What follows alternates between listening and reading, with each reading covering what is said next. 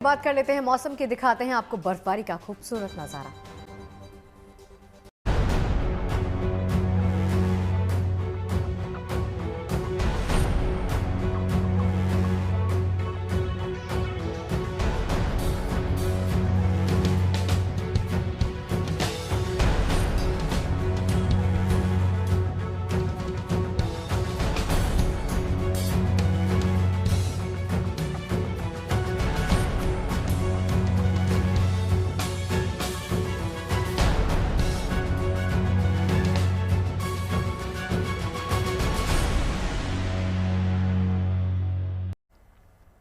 तो पहाड़ों पर नया साल बर्फबारी का तोहफा लेकर आया है। खूबसूरत वादियों में मौसम में बड़ा बदलाव पर्यटकों के लिए गुड न्यूज बन गया है। देखिए, जम्मू कश्मीर से लेकर हिमाचल के पहाड़ों पर बर्फबारी का ये नजारा हर किसी को अपनी ओर खींच रहा है।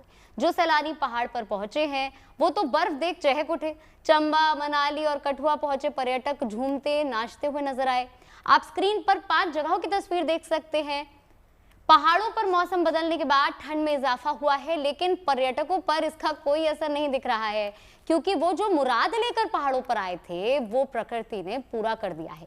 ऐसे में उनकी खुशी छिपाए नहीं छिप रही है। ये 5 तस्वीरें टीवी स्क्रीन पर आप देख सकते हैं। किस तरीके से बर्फबारी शुरू हो गई है पहाड़ी इलाकों में, और इसी ने जो सैलानियों का जोश है उसे हाई कर दिया है।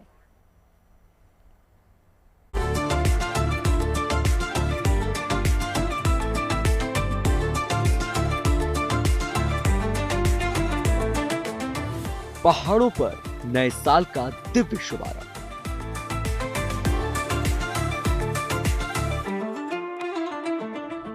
बर्फबारी से हुआ हिमालय का श्वेत श्रृंगार। प्रकृति के अनुपम उपहार से खिले चेहरे। पहाड़ों पर जिस तस्वीर का इंतजार था, नए साल के आगाज के साथ उसकी झलक सामने आ गई है। खूबसूरत वादियों में हो रही बर्फबारी ने यहाँ नजारा बदल दिया है। हवा में उड़ते बर्फ के सफेद फाहे कुदरत की बेमिसाल खूबसूरती का एहसास करा रहे हैं। जहाँ तक देखो वहाँ तक सिर्फ बर्फ ही बर्फ नजर आती है।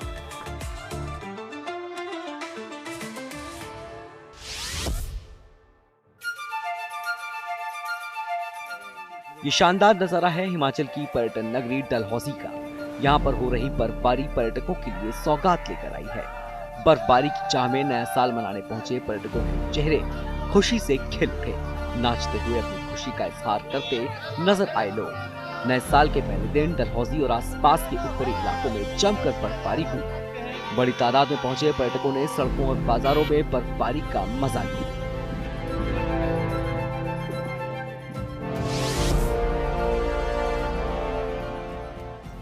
यह है जम्मू कश्मीर के कठुआ की तस्वीरें। यहाँ नए साल का स्वागत इस खूबसूरत अंदाज में हुआ। सफेद फाहे बनकर गिरती बर्फ ने पूरे इलाके की तस्वीर बदल दी। जहाँ तक नजर जाती है बर्फ ही बर्फ नजर आती है। पेड़, सड़कें और मकान सब बर्फ से ढक गए हैं। यहाँ का नजारा देखकर पर्यटक काफी खुश नजर आए। ओनली फॉर स्नोफॉल देखने के लिए, लेकिन आज मुझे सुकून मिला है कि मेरी यात्रा सफल हो गई है। हिमाचल में अटल टनल के पास नए साल पर पर्यटकों को मिला खूबसूरत तोहफा। सोलांग वैली और अटल टनल के बीच पर्यटकों की ये बड़ी तादाद जाम लगने के बाद भी परेशान नहीं है। मौसम की मेहरबानी से सबके चेहरे खिले हुए हैं। बर्फबारी शुरू होते ही सब सेलिब्रेशन मोड में आ गए। झूमते नाचते हुए अपनी खुशी का इजहार करने लगे। लोग लगातार एंजॉय कर रहे हैं, डांस कर रहे हैं, क्योंकि स्नोफॉल है। इसका इंतजार करने के लिए लोग यहाँ पर पहुंचे थे। मनाली बहुत ही अच्छा मौसम है। मनाली के अंदर यहाँ देख के बहुत मजा आ रहा है। दिल गार्डन गार्डन हो गया। चलो बढ़िया, ये मौसम था जिसके लिए लोग यहाँ इकट्ठे हुए थे। पूरी रात पार्टी हुई, लेकिन अब सोलांग वैली से थोड़ा सा आगे यहाँ पर हाईवे पे भारी बर्फबारी हो रही है। नए साल के पहले दिन जम्मू कश्मीर के पुंछ में जबरदस्त बर्फबारी हुई। बारिश की बूंदों की तरह गिरती बर्फ ने कुछ देर में ही पूरी वादी को अपनी चपेट में ले लिया। दूर दूर तक बर्फ का मंजर ही नजर आने लगा। सड़कें और मकान सब कुछ बर्फ से पट गए। भारी बर्फबारी के बीच भारतीय सुरक्षा बल पूरी मुस्तैदी से अपने कर्तव्य निभाते हुए नजर आए।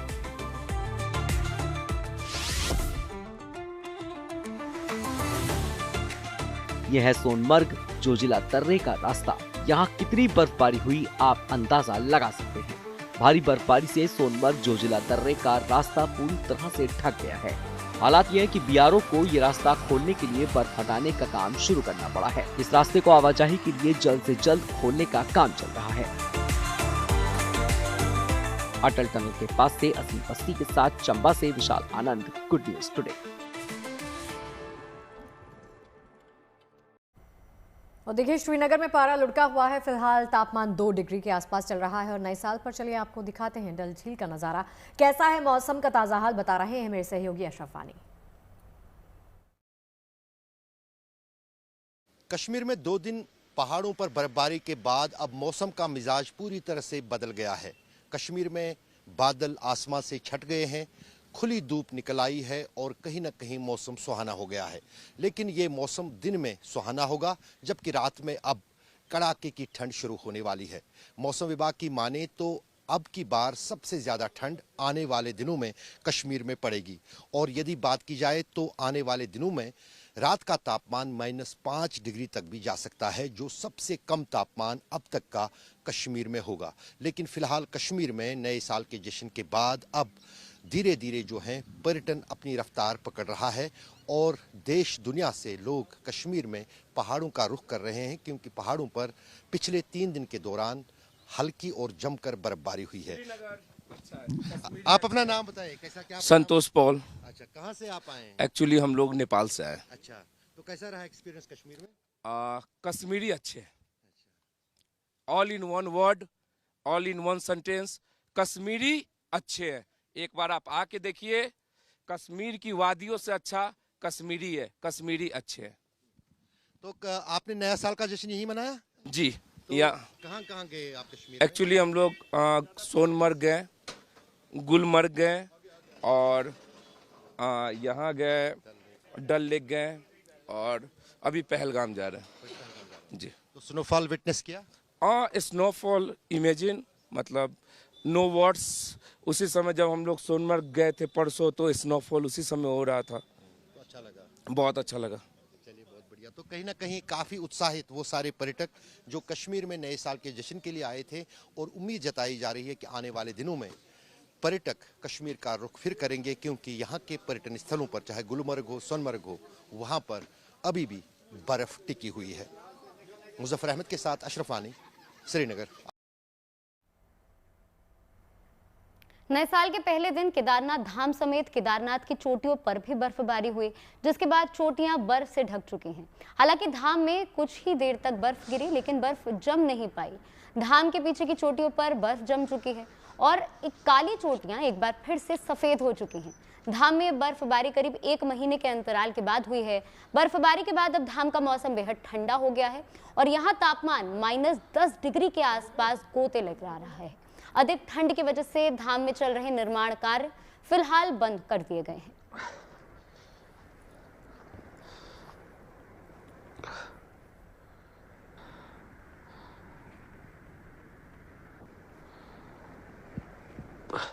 और चलिए दिल्ली की तस्वीरें आपको दिखाते हैं। दिल्ली में देखिए इस वक्त कड़ाके की ठंड है, लेकिन इसके बावजूद गणतंत्र दिवस पर होने वाली भव्य परेड को लेकर रिहर्सल जारी है। परेड में शामिल जवानों के हौसले पर ठंड का कोई असर दिखाई नहीं दे रहा। सुबह के वक्त वो पूरे जोश के साथ परेड की रिहर्सल करते नजर आए। हार कंपाने वाली इस ठंड के बावजूद कर्तव्य पथ पर हमारे जवान पूरे जोश के साथ हर दिन रिहर्सल करते हैं। गणतंत्र दिवस के इस खास मौके पर होने वाली परेड के लिए महीने भर से पहले रिहर्सल की शुरुआत हो जाती है। चाहे कितनी भी ठंड क्यों ना हो, लेकिन हमारे जवान रोज सुबह ठंड से निकलते हैं और पूरे जोश और उमंग के साथ रिहर्सल करते हैं।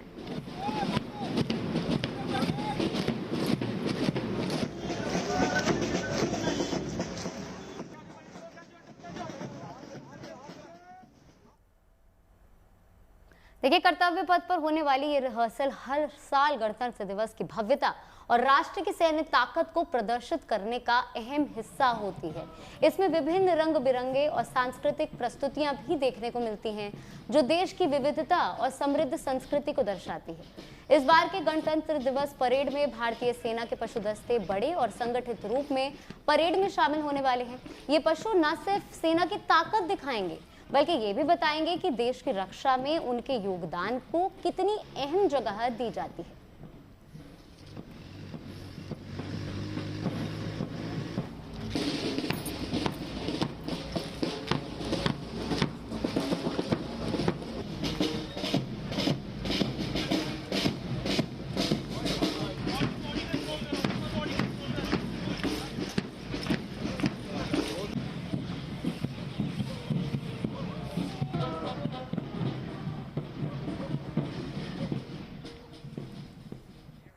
और देखिए, देश में जल्द ही वंदे भारत ट्रेन नई सुविधाओं के साथ पटरी पर दौड़ती हुई नजर आएगी। नए साल पर यात्रियों को वंदे भारत स्लीपर ट्रेन की सौगात मिलने वाली है।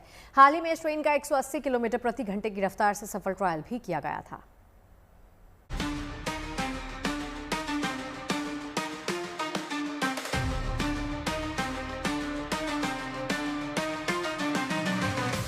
देश को वंदे भारत की रफ्तार देने के बाद भारतीय रेलवे 2026 में यात्रियों को सफर का एक नया अनुभव देने जा रही है।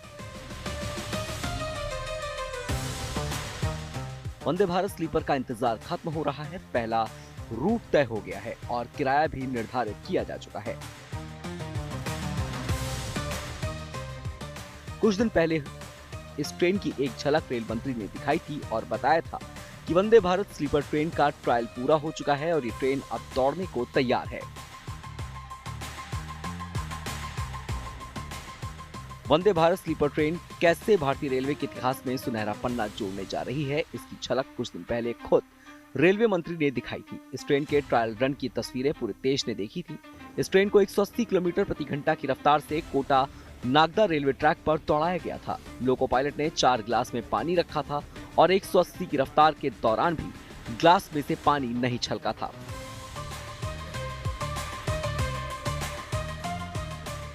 वंदे भारत स्लीपर ट्रेन को 1000 किलोमीटर से ज्यादा दूरी की यात्रा के लिए डिजाइन किया गया है। सरकार अगले 6 महीने में 8 और साल के आखिर तक 12 वंदे भारत स्लीपर ट्रेनें ट्रैक पर उतारने की तैयारी कर रही है। फिलहाल देश की पहली वंदे भारत स्लीपर ट्रेन गुवाहाटी से कोलकाता के बीच दौड़ने को तैयार है, जिसे 15 से 20 जनवरी के बीच हरी झंडी दिखाई जाने की उम्मीद है।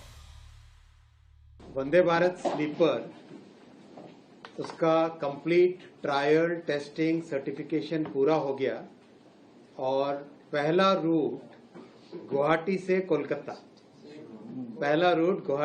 कोलकाता माननीय प्रधानमंत्री श्री नरेंद्र मोदी जी आगामी कुछ ही दिनों में इस रूट पर पहली वंदे भारत स्लीपर को इनॉग्रेट करेंगे, फ्लैग ऑफ करेंगे। ये रेलवे के लिए और देश के लिए और हमारे यात्रियों के लिए एक बहुत ही बड़ा माइलस्टोन है। गुवाहाटी और कोलकाता के बीच चलने वाली पहली वंदे भारत स्लीपर को पूर्वोत्तर के लिए नए साल का तोहफा माना जा रहा है। जो जानकारी अभी तक सामने आई है उसके मुताबिक गुवाहाटी से कोलकाता का थर्ड एसी का किराया 2300 रुपए रखा गया है, जबकि सेकंड एसी के लिए 3000 रुपए चुकाने होंगे। वहीं फर्स्ट एसी का किराया 3600 रुपए निर्धारित किया गया है। फूड में जो ट्रेन गुवाहाटी से आएगी उसमें एसएमईज फूड होगा और जो ट्रेन कोलकाता से निकलेगी उसमें बंगला फूड होगा। जो ट्रेन आसाम से निकलेगी उसमें आसाम का खाना होगा और जो ट्रेन कोलकाता से निकलेगी उसमें बंगाल का खाना होगा। वंदे भारत स्लीपर ट्रेन एक सेमी हाई स्पीड ट्रेन है जिसमें कुल 16 कोच हैं। इसमें 11 थर्ड एसी डिब्बे हैं और 4 सेकंड एसी और 1 first AC coach Vande Bharat sleeper train में है। इस ट्रेन के थर्ड एसी में 611 बर्थ हैं, सेकंड एसी में 188 बर्थ हैं, जबकि फर्स्ट एसी में 24 बर्थ लगाई गई हैं। वंदे भारत स्लीपर ट्रेन में एक साथ 823 यात्रियों के सफर करने की क्षमता है। इस ट्रेन की स्पीड 180 किलोमीटर प्रति घंटा तक है। लैडर्स देखो किस तरह से डिजाइन की गई है और हर जगह सेफ्टी और सिक्योरिटी के लिए स्पेशल पैरामीटर्स रखे गए हैं डिजाइन में, जिससे कि बाय चांस कोई थोड़ा सा पलट के गिरने की भी संभावना हो, वो भी खत्म हो जाए। हर एक चीज का एक नए तरीके से ध्यान रखा गया है। चार्जिंग पॉइंट्स वगैरह वगैरह। ये एर्गोनॉमिक लैडर के पॉइंट ऑफ व्यू से ये फोटो देखने लायक। यहाँ पे लैडर बहुत अलग तरीके की है और लैडर को सपोर्ट देने के लिए चढ़ने के टाइम में सपोर्ट चाहिए होता है, तो वो सपोर्ट देने के लिए यहाँ पे ये एक हैंडल स्पेशल किया गया। वंदे भारत स्लीपर सफर का एक नया अनुभव देने को तैयार है। इस ट्रेन को इस हिसाब से डिजाइन किया गया है ताकि ये भारत की सबसे ज्यादा आरामदायक ट्रेन साबित हो। इस ट्रेन में स्पेशल डिजाइन वाली बर्थ है जिसमें बेहतर कुशन और मुलायम गद्दे लगे हैं। 2 कोच के बीच आने जाने के लिए ऑटोमेटिक दरवाजे हैं। बर्थ के बीच जुड़े हुए गलियारे हैं। ट्रेन में बेहतर सस्पेंशन की वजह से शोर का पता नहीं चलता है। यही नहीं, वंदे भारत स्लीपर को कवच एंटी कोलिजन सिस्टम और इमरजेंसी टॉक बैक सिस्टम से लैस किया गया है। Bureau report, good news today.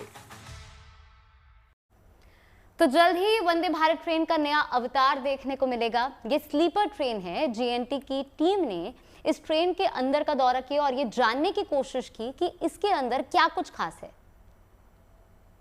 अंदर जाकर देखते हैं कि कैसा लग्जरी और कंफर्ट पैसेंजर्स को मिल रहा है इस स्लीपर कोच पे। डोर तो ऐसा कंस्ट्रक्ट किया है उन्होंने, आपको प्रेस करना होगा और ऐसा ये एंटर कर सकते हैं। और ऊपर सिक्योरिटी कैमरा, सब लोग सब जगह पे है। और अभी हम एंटर कर रहे हैं। ये जो है ये कूप है और यहाँ पे अभी देखेंगे तो इस वंदे भारत का मैन्युफैक्चरिंग और डिज़ाइन, इसका लाइक ब्यूटीफुल एग्जांपल सिर्फ यही है। आइए अंदर आइए और देखेंगे तो लाइक ऐसा इसने डिज़ाइन किया है। जहाँ भी देखेंगे तो वहाँ पे तो पॉलिश्ड एल्यूमिनियम है। और ऊपर देखेंगे तो ये कंफर्ट के लिए वहाँ देखेंगे वो एक कंसोल है, उसमें लाइट्स भी हैं। Type C charger, normal charger, plug point, जो पैसेंजर उनको जो भी चाहिए वो मिलेगा। और typical cell phone chargers, water bottle holders और जो जगह मिलता है उसको भी उन्होंने ब्यूटीफुली फुल्ली यूटिलाइज किया है। कि फॉर एग्जांपल यहाँ देखेंगे तो एक स्मॉल स्पॉट है, उसको भी उन्होंने यूज करने के लिए ऐसा डिजाइन किया है। वेरी ब्रिलियंटली डिजाइंड है, मिनिमलिज्म डिजाइन पर कंप्लीटली यूज्ड डिजाइन। और यहाँ पे जो आपको बैठना है तो ऐसा मिलेगा। Beautiful like colours of the seat, यहाँ पे एक येलो है और नीचे लाइक ग्रे। अमेजिंग कॉम्बिनेशन आपका, like you can place your hands over here. और जो लाइक अभी लॉन्ग जर्नी पे जा रहे हैं तो you should not feel bored, इसीलिए उन्होंने ऐसा, विंडोज को देखेंगे तो बहुत ही बड़ा आपको व्यू मिलेगा, आउटसाइड का व्यू मिलेगा। ये इंटीग्रल कोच फैक्ट्री का कंस्ट्रक्शन साइट है, फर्निशिंग साइट। और उसके बाद यहाँ लाइक अटेंशन टू डिटेल मैं बोलना चाहता हूँ। अगर आपको यहाँ पे जाने तो आपको पहले जैसा you don't have to struggle.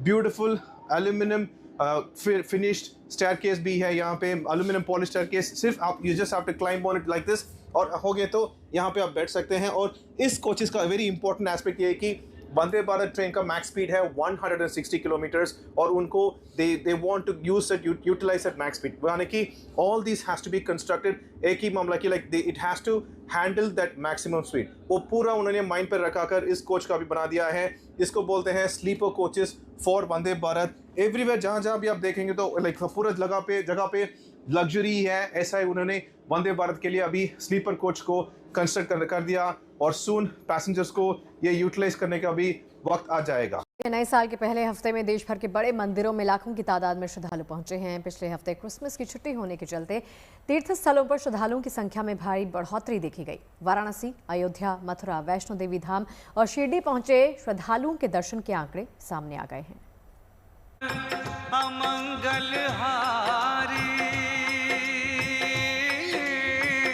द्रवहु सुदशरथ अजर बिहारी।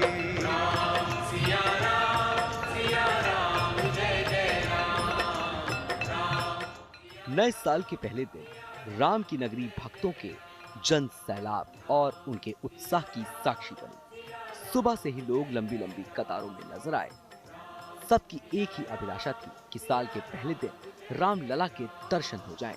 भक्तों का सामना केवल यहाँ उमड़ी भारी भीड़ से ही नहीं हुआ, बल्कि मौसम ने भी यहाँ पहुंचे श्रद्धालुओं का कड़ा इम्तिहान लिया। बावजूद इसके अयोध्या साल के पहले दिन ऐसे ही रामधुन में मगन नजर आई।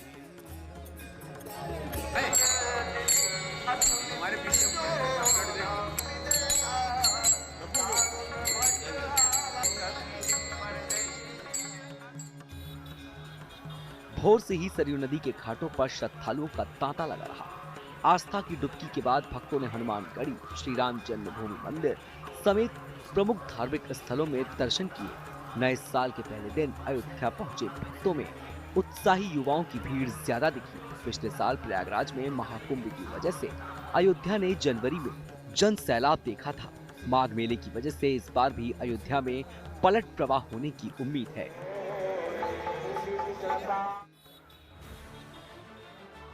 नए साल के पहले दिन बाबा विश्वनाथ की नगरी काशी में भी श्रद्धालुओं का सैलाब देखने को मिला। वाराणसी में भीषण ठंड है, बावजूद इसके भोले के भक्तों पर इसका कोई असर नहीं दिखा। तड़के मंगला आरती में शामिल होने के लिए भक्तों का रेला लग गया। बाबा के दर्शनों का ऐसा ही उत्साह पूरे दिन नजर आया।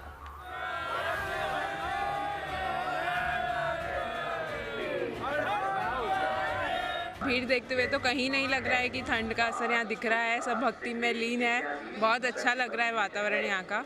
और हम लोगों को भी नागपुर के हिसाब से यहाँ ठंड बहुत ज़्यादा है, लेकिन हम लोगों को भी बाबा का नाम लिया तो ठंड नहीं लग रही है। ये बहुत अच्छी चीज़ है जी। लोग समझ रहे हैं कि पहला दिन हो या शिवरात्रि हो तो बाबा के दरबार से या भगवान के मंदिर से ही शुरू करें।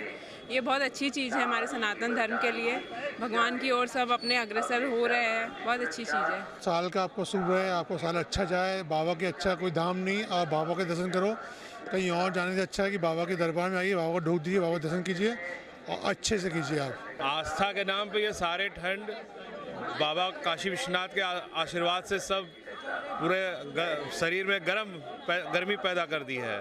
और मैं तो प्राय प्रति सोमवार को आता हूँ, लेकिन आज भी विशेष रूप से यहाँ पे दर्शन के लिए आया हूँ।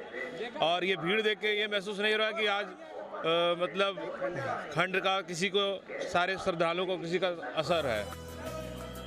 गुजरात का सबसे बड़ा शक्तिपीठ अंबाजी मंदिर में नए साल के पहले दिन बड़ी संख्या में भक्त दूर दूर से पहुंचे। सुबह से ही दर्शन के लिए लंबी लंबी कतारें नजर आई। भीड़ के मद्देनजर मंदिर प्रशासन पहले से ही मुस्तैद था। इस बार मां अंबाजी के दर्शन के लिए युवाओं का उत्साह देखते ही बन रहा था।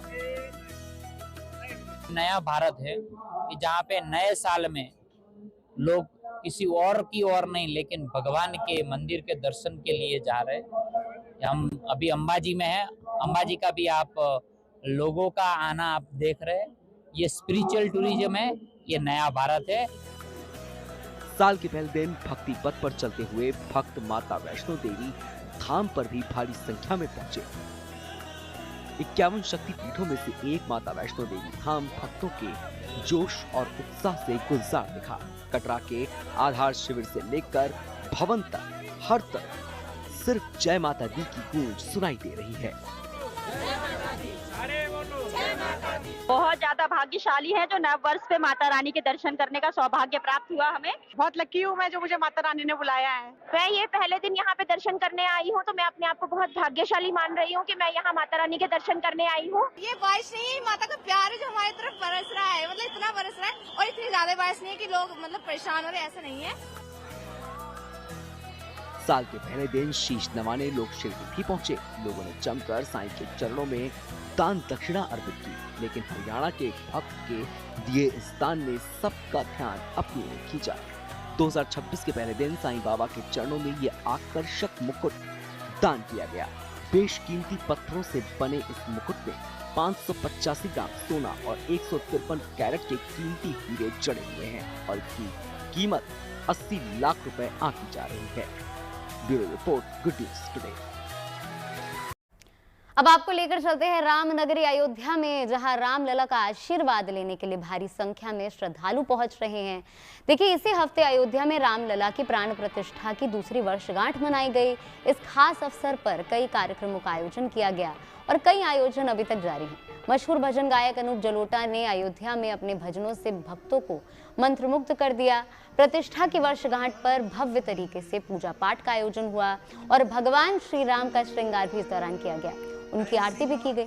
इसी क्रम में भजन सम्राट अनूप जलोटा ने बीती रात भक्तों को राम धुन सुनाई और उन्हें भक्ति में लीन कर दिया।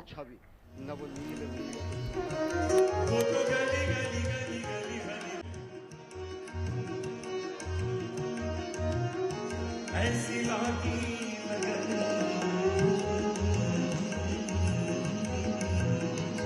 ऐसी लागी लगन, लागी लागी रे लगन, लागी लागी रे लगन,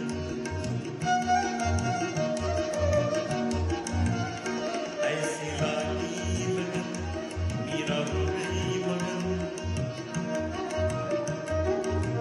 ये तो हम लोग सब मिल के गा सकते हैं। तैयार हो जाइए।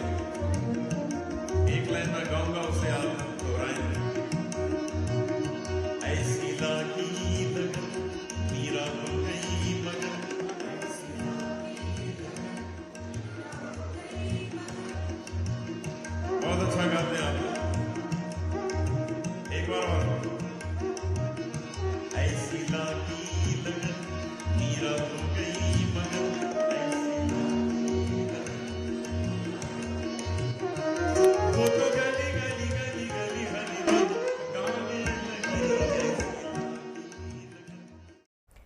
देखिए, गुजरात के राजकोट में नए साल पर हनुमान दादा जयंती का भव्य आयोजन किया गया। इस भक्ति के उत्सव में बड़ी संख्या में हनुमान के स्वरूप में बच्चे शामिल हुए। दरअसल ये आयोजन नई पीढ़ी को नशे की लत से दूर रखने के साथ ही आध्यात्म से जोड़ने के मकसद के साथ किया जाता है।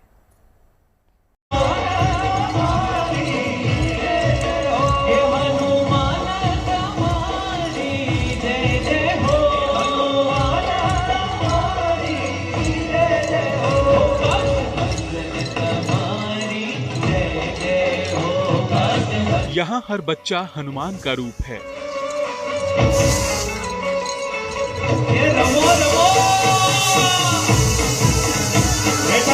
बच्चे बच्चे में हनुमान का स्वरूप है। राजकोट में हनुमान भक्तों का मेला लगा है। गुजरात के राजकोट में हनुमान लीला का मंचन जिसने देखा देखता रह गया।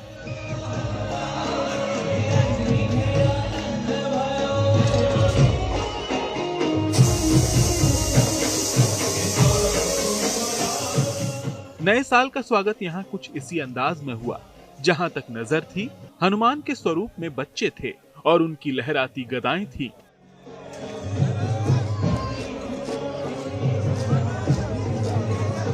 दरअसल नए साल के मौके पर राजकोट में हनुमान दादा जयंती का भव्य आयोजन किया गया, जिसमें शहर का बच्चा हनुमान के स्वरूप में शामिल हुआ। विशाल मंच पर हनुमान और श्री राम के स्वरूप को देखकर लोग जयकारे लगाने लगे। आज की नई पीढ़ी को आध्यात्म से जोड़ने के लिए हनुमान सेतु बनकर उभरे हैं। दरअसल हनुमान जयंती साल में 2 बार मनाई जाती है, एक चैत्र मास की पूर्णिमा और दूसरी कार्तिक मास में।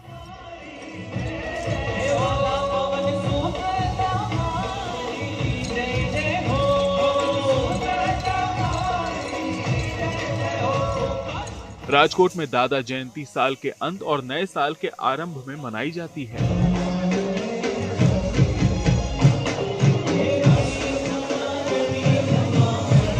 तो युवा लोग हमारे हैं शराब के कुछ ड्रग्स के नशों में जा रहे हैं, उनको पीछे लाने का और संस्कृति में जोड़ने का सबसे बड़ा जो कोई काम है तो हनुमान चरित्र है।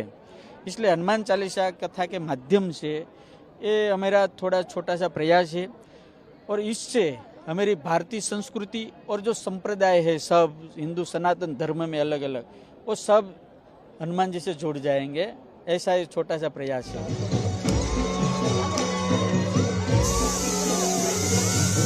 हनुमान में इस माहौल में केवल बच्चों का उत्साह ही नहीं दिखा, बल्कि मंच पर साधु संतों के साथ राम लक्ष्मण जैसे वेशभूषा में दूसरे बच्चे भी मौजूद रहे। बच्चों के उत्साह ने मंच के सामने बैठे लोगों में भी जोश भर दिया।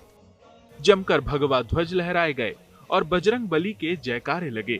हनुमान जयंती का यह भव्य आयोजन पूरी तरह बच्चों को समर्पित रहा। इस दौरान आकर्षण का केंद्र रहा 151 किलो का केक। आज तो बहुत अच्छा फील हुआ और ये सब पहली बार मैंने देखा कि हनुमान जी का बर्थडे ऐसा मनाया हुआ है और यहाँ पे बहुत एंजॉय किया और बहुत मजा आया। गुजरात में इस आयोजन की शुरुआत करीब 5 साल पहले हुई है। नए साल के मौके पर हर साल अलग अलग शहरों में हनुमान जयंती का ऐसा ही भव्य आयोजन होता है। ये उत्सव नई पीढ़ी को न केवल आध्यात्म और संस्कारों से जोड़ रहा है, बल्कि इस उत्सव के जरिए एक सामाजिक संदेश भी लोगों को पहुंच रहा है। Bureau report, good news today.